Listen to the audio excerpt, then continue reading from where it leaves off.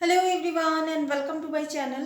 এখন আমি এআর মুরগাদাসের পরিচালনায় সিকান্দার যে সিনেমাটার টিজার কিছুক্ষণ আগে চলে এসেছে, কিছুক্ষণ মানে বেশ কিছুক্ষণ আগে চলে এসেছে।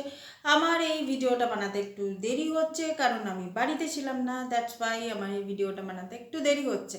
তো এখানে আমরা সালমান খানকে দেখতে পাচ্ছি। এই যে টিজারটা দেখে আমার যেটা মনে হলো, এটা একটা ক্যারেক্টার ইন্ট্রোডাক্টরি টিজার হতে পারে বা টাইটেল অ্যানাউন্সমেন্ট টিজার হতে পারে, কিন্তু এমনি টিজার কিন্তু নয়, কারণ সিনেমার কোনো অংশ কিন্তু আমরা কিছু দেখতে পাচ্ছি না এখানে।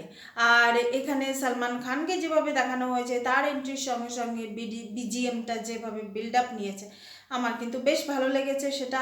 আর সালমান খানকে কিন্তু প্রথমে তার মুখটা কিন্তু এখানে দেখা যাচ্ছিল না, তার মুখটা আমরা দেখতে পেয়েছি মোটামুটি এই টিজারটা চলাকালীন বেশ একটু মাঝামাঝি সময় থেকেই আমরা দেখতে পেয়েছি। তার আগে তার মনোলগে সেই ডায়লগ ডায়লগ মানে সবাই তাকে খুঁজছে, মানে এবার তার ঘুরে দাঁড়ানোর সময় হয়েছে।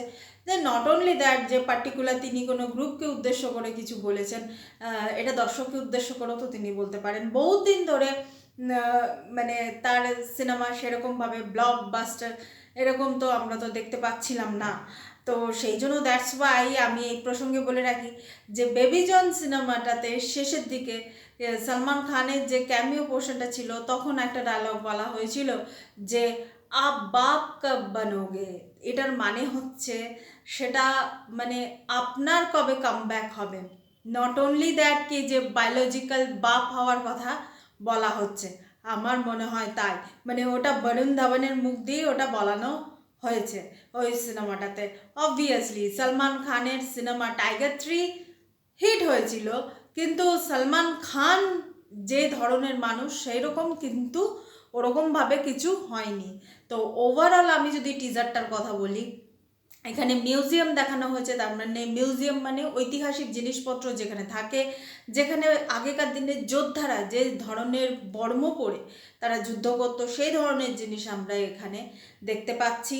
এবং সালমান খান তারপর তার যে মানে তার যে অ্যাটিটিউডটা যেভাবে চেঞ্জ হচ্ছে, সে সত্যি সত্যি তিনি ঘুরে দাঁড়াচ্ছেন, এবং ঘুরে দাঁড়ানোর পরে তার যে অ্যাটিটিউডটা সেটা আমরা দেখতে পাচ্ছি।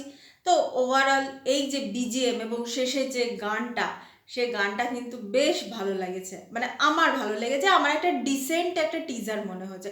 আমি বলছি না যে বিশাল হাইফাই কিছু হয়েছে, যে না, ডিসেন্ট একটা টিজার আমার কাছে মনে হচ্ছে। এআর মুরগাদাস দেখুন, তিনি যেরকমই পরিচালক হন না কেন, আগে হিট কি ফ্লপ এইসব জিনিসগুলো তিনি যাই দিয়ে থাকুন না কেন, এই সিনেমাটা তিনি সালমান খানের সঙ্গে করছেন। আশা করব তিনি সেইভাবে সিনেমাটাকে বানাবেন। এটাই ছিল আমার একটা ছোট্ট রিয়াকশন এই টিজারটাকে নিয়ে। Thank you so much, that's all. Please keep watching and please subscribe my channel. Till then, good by.